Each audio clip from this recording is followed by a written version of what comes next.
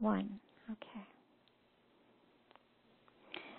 Hello, it's Jenny Lamorgan from Lean Into Green, and I'm excited to be here today with my guest, Renee Loux. I'm going to talk a little bit about who she is and why you want to listen to her. But first, before we get started, I want to share a little bit about our Lean Into Green Telesummit for those of you listening for the first time. I'm a green entrepreneur and owner of greenwomanstore.com.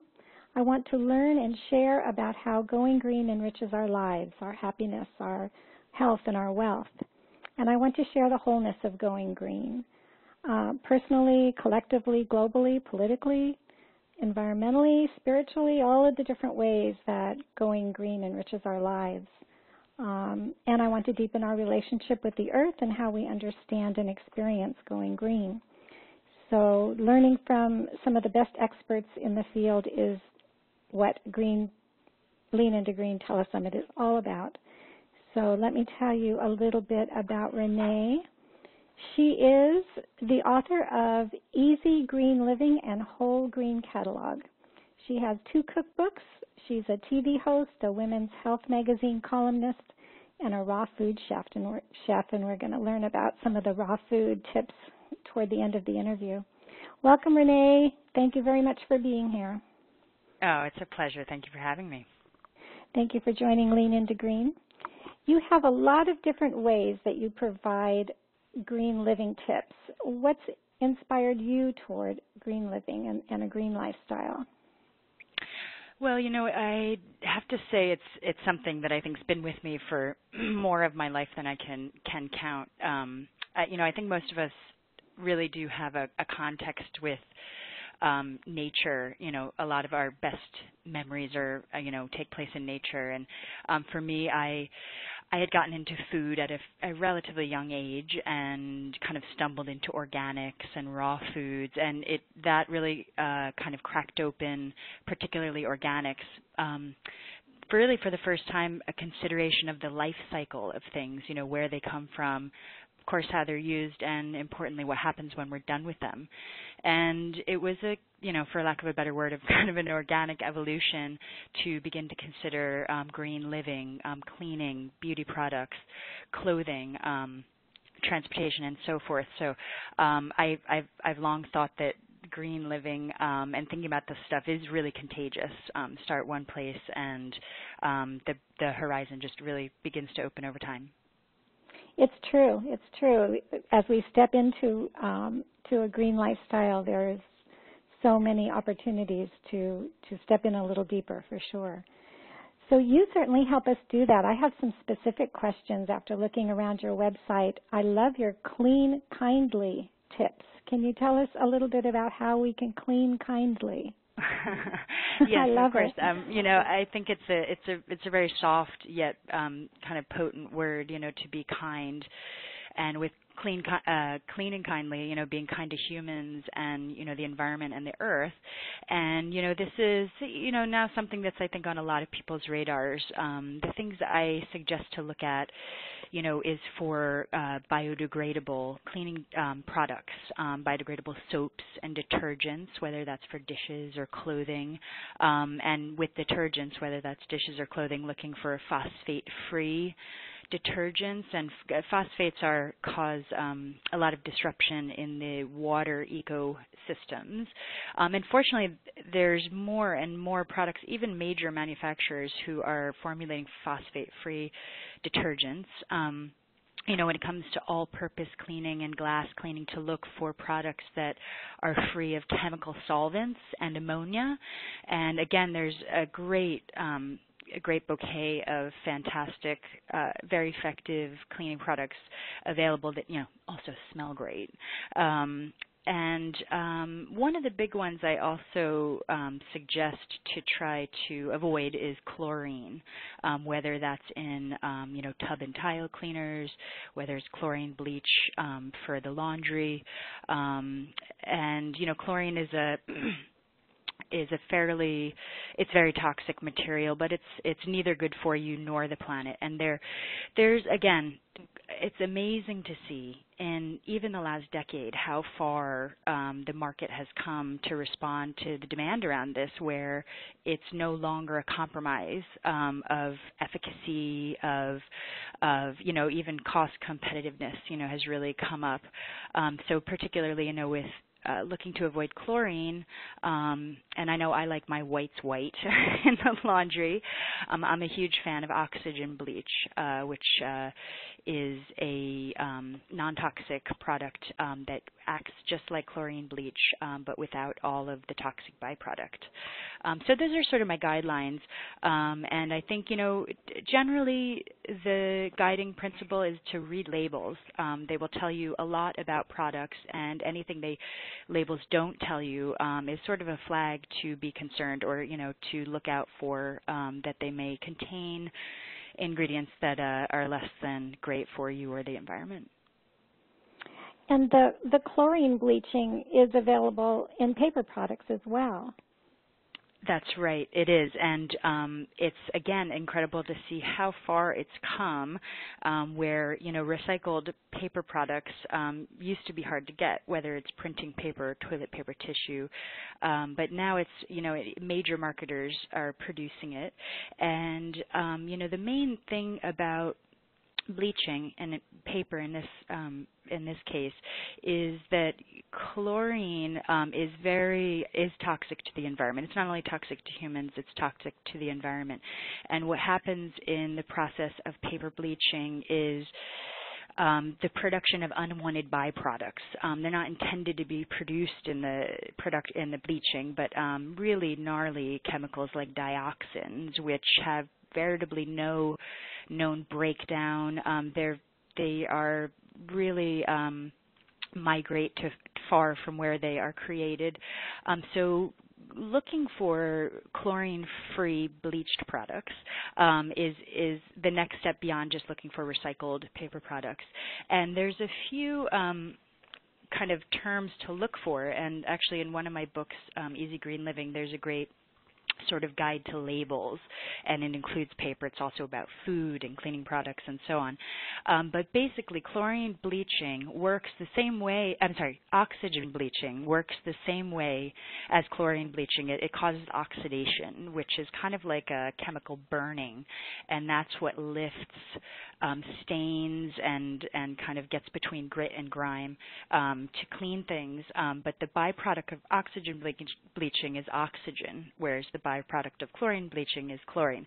So it's oxygen bleaching, completely non-toxic. And when it comes to laundry, it's safe for colors. It doesn't break down your fibers. But as far as paper products, whether, again, printing paper products, toilet paper, all of that, look for chlorine-free bleaching. And you mentioned dioxin.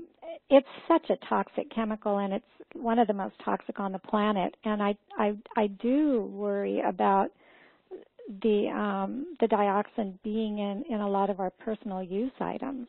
Mm.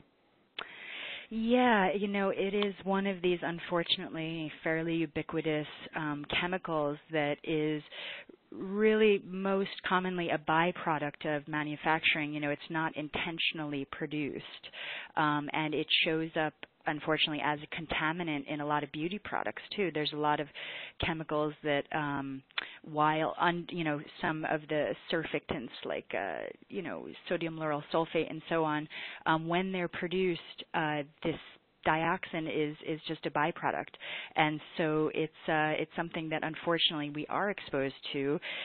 And I think there's something to be said. I know as someone who really has looked into a lot of this stuff and cares and likes products and appreciates living well, to not necessarily be frozen by it, but to take every opportunity to make educated choices where we can, because the reality, we are getting exposed. It's just part of living in the modern day. So, all these little things add up, for better or for worse. So to me, it's an extremely empowering thing to be able to make choices that I know are not only good for me, but are responsible for the world that we will all leave behind. And make tremendous benefits for our health as well. So there's so many reasons to step in. Without a doubt. I often joke that actually thinking, in a sustainable way or living in a green, eco-friendly way is actually a very selfish thing to do. It's both selfish and selfless, but to me there's an aspect that it is very much about, conserving and preserving my own health, and of course the environment with it. But there's absolutely that aspect, and that can be a great motivator for a lot of people. And if we know about them, I know talking about the oxygen bleaching, I wasn't so aware of the reasons why and how it works as well as the chlorine, but I try to stay away from chlorine as much as I can. So thank you for the details. Information really makes it a lot easier to change habits and to make different choices. So I think, if I may, the oxygen bleach, which you typically buy in like sort of a granulated or powdered form, and there's a number of companies like Seventh Generation has one, and this stuff is so universally useful. I use it for laundry, but you know what it's also brilliant at doing? If you have pots and pans that have been, caked on food, burnt on food, I put some oxygen bleach, like a scoop of the powder, in with some warm water and let it sit, and it does wonders to clean pots and pans. I also make a concentrate with water and use it as a stain remover on my clothes. So it's really, I think this is one of these, it's not so much of a secret anymore, but it's a great one. That's wonderful. That's wonderful. One of the other issues with the environment, certainly, and as a health issue too, is our using water bottles, the plastic water bottles. Can you talk about the importance of hydration, water filters, water bottles? Yeah, of course. This is something I think that's really gotten on a lot of people's radars, and to see more and more people using reusable stainless steel bottles and kind of getting away from the single-use plastic disposable bottles, which are certainly convenient and understandable why the move towards drinking bottled water, because a lot of municipal water is now unfortunately contaminated with some things that are, that we are facing in the environment. I think the consideration with plastic water bottles, a lot of us know, of course, the waste aspect of something single use. And when it comes to plastic, the reality of plastic is that it will never go away. Plastic is a polymer, and even when it breaks down into a molecular level, it will always remain a polymer. And this is a real concern on a lot of levels, because plastic, which is made up of hundreds and sometimes thousands of chemicals, it's a petroleum-based product, but there's a lot of other chemicals, plasticizers, that are used to make plastic either, softer or more pliable or more rigid or what have you. These plasticizing chemicals are equally, if not more, concerning. Probably the most common or known one is BPA, bisphenol A, which now I'm beginning to see a lot of BPA-free plastic. So bisphenol A is this plasticizer which helps change the is plastic softer, harder, so on. But it's also a hormone disruptor. So the realities of any food in plastic, water, food, anything, is that these plasticizers leach. And so, water that's been sitting in plastic may contain residue of that.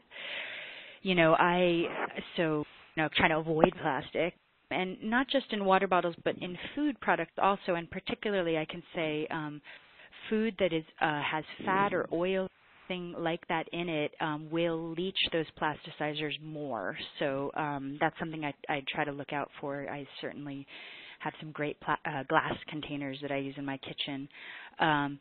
But that sort of issue of the leaching is one that is a growing concern, because again, if it were just that, it would be one but it's that on top of a lot of other exposures that does begin to add up to a real hazard for health. As a sidebar, while I recognize that the BPA-free plastic is a step in the right direction, there's an aspect of it that concerns me, because my question is, if BPA is not being used, what is being used? And so while that particular plasticizer has garnered kind of a lot of media exposure, there's so many more that we don't really know, that the average person doesn't know about. But the other side of the plastic bottles, it's a waste. It's a mountain of waste. And while, recycling trends are up all over our country, when you really look at the statistics of how much plastic is being recycled, it's less than 20%. So the reality is it's a flawed system what's happening. So, if we can nip that in the bud, and I'm a big user of, some great stainless steel bottles that can, take a licking and keep ticking, and are having fresh water, filtered water around easy. So I'm a big advocate of, water filters are, I think, one of the best investments most households can make. They range in price, but, to have on-demand clean water at all times is pretty priceless attribute. So that's something, I think that's become more and more available without such a heavy investment. Of course, it depends on where you are, where you live, as far as what type of water filter might be most suitable.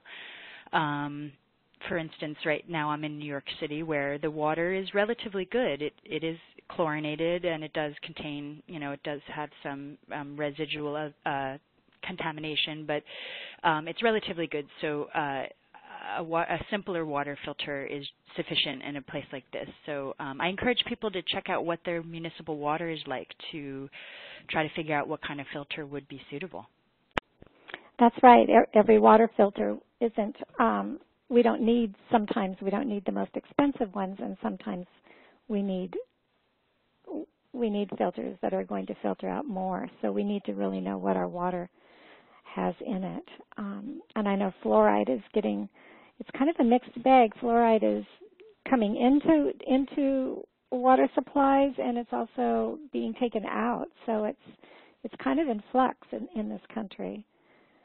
So I know that's I think there's a great debate out there. I mean, I've researched into that subject pretty deeply, and for me, I would prefer to not have added fluoride into my water. I mean, there's some speculation whether the type of fluoride that is added to water is a type of fluoride that is really good for our body at all. Calcium fluoride, which is found in green tea and food, is really good for your teeth, is really good for your body. But, from what I understand, the sodium fluoride, which is added to water, not only does not much evidence that it's helpful for your teeth, but also there's question that it is potentially harmful to the body. For humans and for animals, too. I've seen studies on farm animals and some of the health effects that it's had. So it's been, I don't know, maybe 20 years now that we might go to our friends' homes, and there's a sign out in the front that says, please remove your shoes. So can you talk a little bit about why that's important for our health? No, I love that. I lived in Maui, Hawaii for 15 years, where it is a custom upon entering anybody's home to take off your shoes, and I always appreciated the gesture. But there's some very practical reasons why to remove your shoes before entering your home, your sanctuary. And really that being that your shoes will track in a whole host of unwanted things that are at large in the environment. depending on where you live, it may include synthetic lawn fertilizers and pesticides and chemicals. Also, animal waste, which harbors bacteria and microbes. But another big one is actually pesticides. And although most of us aren't necessarily tromping through the wheat fields before we enter our house, pesticides are at large in our environment, whether that be on kind of domestic lawns and elsewhere. But I had looked at some studies that showed that tracking in pesticides into your home is on par with the exposure the average person would get from eating conventional food that's grown with pesticide, which was just like this astounding kind of idea to me that it was actually that it could be that much. So, there's some good statistics out there, but I would say in general, it's a great thing to do if you can. And, if it's too inconvenient, then at least, getting a doormat is kind of the second best thing you do, and then wipe your shoes at the door. But, I especially if I'm somewhere in the cold months, I just keep a pair of slippers by the door so I can pad around the house in something comfortable, but not track in all the grit and grime and chemicals. That's great, and I think it's especially important if we have small children crawling around on the carpet, for sure. Small children, which I do. I have a baby boy who's just a little more than a year, and not just crawling around, but putting everything in his mouth, of course. But it makes me really considerate on a whole new level. Plus, I'm on the ground with him a lot, so it's I get that vantage point. But also anyone who has pets, it's a similar. There's also similar considerations around the exposure, and in no small part because kids, babies, and pets have a lower body weight, and so even residual levels have a higher impact on a creature with a lower body weight. That's true, and I worry about the hormone disruptors that the children are exposed to, certainly. So the younger we are, the more problematic. All right, let's switch gears and talk about natural beauty products and what's out there and what to avoid. I know avoiding aluminum in underarm products is important. Can you explain to us about that and maybe what the alternatives are for deodorant products? Yeah, I mean, it's, and deodorant and antiperspirants are such a personal choice, and, it's something I've encountered a lot of friends and clients and colleagues who are reluctant to forego a conventional product that they know is going to work for something that they're not sure is going to work as well. But a lot of products have come a long way, natural deodorant products. But, the thing with antiperspirants are that they're actually considered an over-the-counter drug because they actually affect the functioning of the body, so they're considered a drug. And what they do is the active ingredients in antiperspirants, which are largely, metal chelators and so forth, actually tamp the flow of sweat. They form a little plug to plug up the sweat so it doesn't exit the body. Now, that's convenient, I think, under different circumstances, but when to step back and consider what it is to disrupt that natural function of the body and the purpose that it serves is makes me think. Sweating is a prime exit of toxins from the body now, and the idea of keeping them circulating in the body is not necessarily the best advice for optimum health. But so aluminum is one of the most common ingredients that is used in antiperspirants to prevent the flow of sweat. And they do a very good job at it, but aluminum does a very good job at it. But it is a toxic compound, and there is, I would say, two major kind of fold considerations as to the effects of aluminum on health. and the first is on breast health. And while there is still a debate over whether there is a direct link of aluminum to breast cancer, there is strong evidence that there is indeed a relationship. And part of that is because aluminum-based compounds have the ability to mimic estrogen. And when it comes to breast health, that is a critical factor. Aluminum is also, it's known as being toxic, but it's also genotoxic, which means that it can cause genetic mutations and tumors. So again, while there is still a gap an absolute direct link, clinical studies have shown that there's a very high incidence of breast cancer and aluminum in the body. And, another capacity that aluminum has is the ability to bind to and block hormone receptors. So again, with you mentioned, just a few minutes ago about, kids and hormone disruptors and so on. I mean, this is something, hormone disruption and binding and all of this is something that is showing up in a lot of different areas of, cleaning products and beauty products and, these other chemicals at large. So that really adds up to be a potentially very hazardous, formula for breast health. The other big thing that at least gets, it raises a huge flag in my eyes about aluminum is brain health, and aluminum is well documented as a neurotoxin, which means it's toxic to the brain, and not dissimilar to the link with breast cancer. There has the definitive link. Has not been linked, but from aluminum in the body and Alzheimer's and some of these degenerative brain diseases, but it's that gap is closing to really understand what's happening. And part of that is due to the fact that aluminum is a very reactive metal, and it has the ability to cross the blood-brain barrier, which means that if you're using it in your underarm deodorant, and it gets into your bloodstream, it can get into your brain.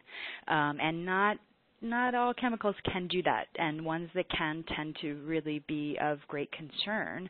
So again, while there is somewhat of a debate about the direct link between aluminum and Alzheimer's, the one thing that has consistently shown is that Alzheimer's patients have abnormally high levels of aluminum in their brain. So to me, making a bit more of an effort and potentially making some compromises when it comes to deodorant is well worth it, I think, for the long view of personal health. But there are it's becoming, I think, less and less of a compromise when it comes to products out there. You were asking about natural or more natural deodorant products. Anything specific you were curious to find out about? Well, I know there's a lot of really nice aromatherapy ones with the essential oils that are antimicrobial, antibacterial, antiviral, and antifungal, and it's just a nice way. I mean, for a deodorant, all we need to do is kill the bacteria, and you've killed the odor that you're trying to get rid of. So I see a lot of really nice alternatives out there now, and I think, if we really are having an issue, we can possibly use them more often as opposed to just once in the morning. Is that anything that you have seen to be effective? I have, and I think application is a key factor. Again, just to kind of explain a little more, which some of the audience may know about, but others may not, is that sweat does not actually cause odor. It's the bacteria that breaks down the sweat is what causes the odor. So it's more about quelling that bacteria if you want to kind of keep the odor in control. So certain essential oils do a very good job at that, are antibacterial and so on. But another product that I'm a very big fan of is these crystal deodorants, which are these mineral salts, which and application, as far as how well they work, I think the application is key. So the mineral salts, they used to be just these big kind of clear crystal rocks you'd wet and put under your armpit, which was, I was willing to do it, but it was a little out there for some people. But now, they're available as roll-ons and so on in a lot more convenient form. But the key to them is to put them on immediately after you bathe or shower, and that's because you want to get, while there's no bacteria there, you put them on and they prevent the bacteria from being able to get a foothold in there. So what I found with for anyone who's up against maybe more odor than not in certain circumstances, repeat application of deodorants that have great smelling essential oils that help with the bacteria is helpful. If you are using a crystal deodorant like I just described, I suggest to actually, if you have the ability and it's not too awkward, to try to wipe your armpit and clean it off and apply it again. You'll get a much better result. And I have seen these wonderful, there's one company out there that is now making these little packets. They look like handy wipes, but they are crystal deodorants, so that you can kind of just do that conveniently on the go. So that's something I've had really good luck with. Oh, that very nice. Before we get off the subject of aluminum, can you talk about cooking in aluminum cookware and what might be, healthier alternatives and just what's out there on the market these days? Yes, well, the issues that I touched on with regards to deodorant apply to aluminum cookware, pans and so forth. So again, aluminum is a very reactive metal, and in fact can, when it comes to cooking, really it can affect the way the food cooks. It is a good conductor of heat, though as a very reactive metal, it also can leach into food with heat. So and then we're up against the same issues of breast health and brain health, and the aluminum's ability to cross the blood-brain barrier, and also to bind or block hormones and so forth. So aluminum foil being one of those, and unfortunately very convenient.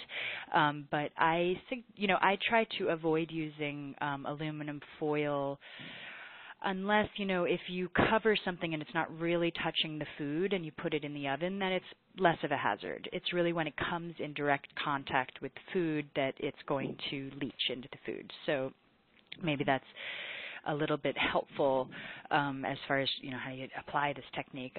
But as far as cookware goes, there's so many incredible and I would say absolutely superior cooking materials, from stainless steel, a nice heavy stainless steel pots and pans. I'm a huge fan of cast iron as well, which I have a cast iron pan, which is one of my most beloved items in the world, and I've had it for a long time, and the longer you have them, the better they get. They become more seasoned. They really, truly become nonstick after a time, and they are a great natural supplement for iron, which a lot of women and many people are generally slightly deficient in. And some of my other favorite cookware is the cast iron enamel, which is that like Le Creuset. They're often colorful. They're quite heavy. They are not inexpensive, but they are an investment that will last a lifetime. I mean, they really, when they're taken care of, you will hand them down to another generation. They really will last that long. So those are my favorites. The ones I try to avoid personally are aluminum and nonstick pots and pans, and my choices are stainless steel, cast iron, and enamel cast iron. And the Teflon, if you can just speak to that, it's not good for us or the environment, I think. Doesn't it have an end time that they aren't going to be allowed to produce it anymore? Did I read that? I will be curious, and if that is the case, then that is an incredible victory, albeit a sadly compromised one. The thing about these nonstick materials, compounds, is that they have veritably no known breakdown. So they will all of those all of those nonstick chemicals that have been produced will circulate our planet somewhat in perpetuity. They are certainly really convenient, nonstick, but the chemicals that are required to make them are really terrible for the environment. I mean, really terrible. And also, once they get into waterways, I mean, they're linked to a huge spectrum of cancer and birth defects and, I mean, really terrible things.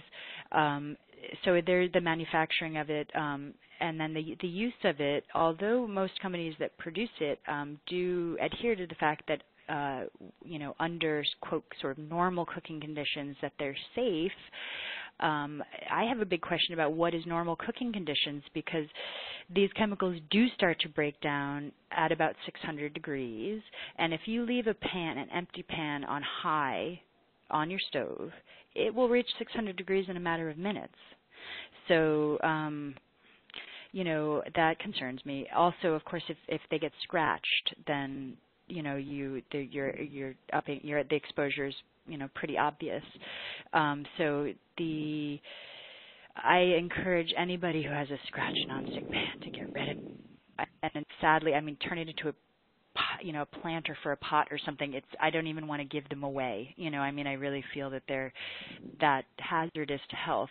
And forgive me taking a really strong position, but I really looked into this, and it's just a very unfortunate group of chemicals.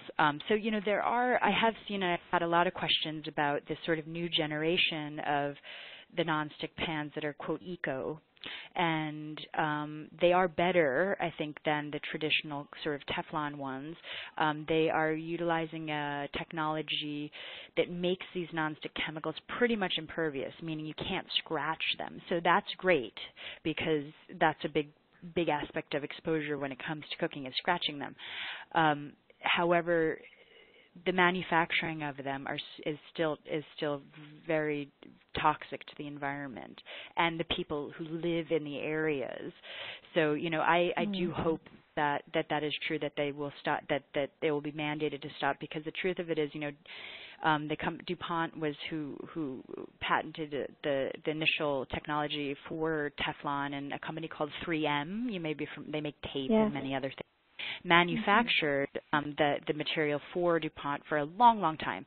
And then it got to the point where 3M said to DuPont, we can't, under good conscience, continue to manufacture this. We see clearly how terrible this chemical is. And DuPont said, okay, and then they started manufacturing it. So I'm not looking to badmouth anybody, but it's just, it is something that's really had a driving force in our culture and has been, marketed very well. So the marketing of this new, quote, eco Teflon, I think, is kind of same story, different day. Yeah, I've seen it on the market too, and I think the one of the other problems to me with it is that all of the utensils now are plastic, and so folks are stirring their healthy organic vegetables with plastic spatulas in a Teflon pan, and we make an effort to keep our families as healthy as we can by buying more organically, and then. So thank you so much for educating us about cookware, because it's a big piece of our health for sure. So we've talked about cooking. Let's talk about raw food. You've been a raw foodie for over 20 years. We have a raw food restaurant in our neighborhood, and it's amazing. So, and certainly with smoothies and stuff, a lot of us are stepping into more raw foods. Can you talk about that? And you have a raw food cookbook out now too. I do, and it's been out for a while. It's called Living Cuisine, and there's a lot of a real encyclopedia of information about food and the benefits of raw food, as well as a lot of recipes. And actually, my other cookbook, The Balanced Plate, is an integration of raw foods, macrobiotics, and Ayurveda. So there's a lot of information also about raw foods in that book, as well as some of these other systems and really how to kind of navigate and cultivate and make some delicious food that is also really good for you. So it's incredible. I love hearing that there's a raw food place near you. I've been in the raw food field for almost 20 years, and I had a raw food restaurant in Maui, and I opened it in 1996. It was, way ahead of the curve. But it was something I was really intuitively drawn to, and, just something I was, just the kind of food I wanted to eat. And I, when I, over the years, I really trying to look to understand what it is. I mean, I think the sort of best known benefits of raw foods is that in many cases it's the most nutritious food. It's also enzyme rich. So the whole kind of philosophy about raw foods is to not cook foods above a certain temperature, and it depends on who you ask, somewhere 108, 112, something like that.